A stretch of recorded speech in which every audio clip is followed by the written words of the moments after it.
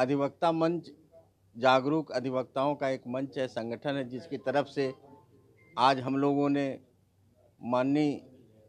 Chief justice Allahabad high court को एक letter petition इस बात के लिए किया है कि जिस मकान को उन्होंने डिमोलिश किया है,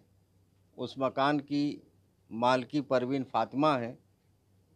उस ज़मीन को उनके पिताजी ने उनके विवाह के पूर्व गिफ्ट किया था और उस ज़मीन और उस जायदाद और उस मकान से जावेद मोहम्मद का कोई लेना देना नहीं।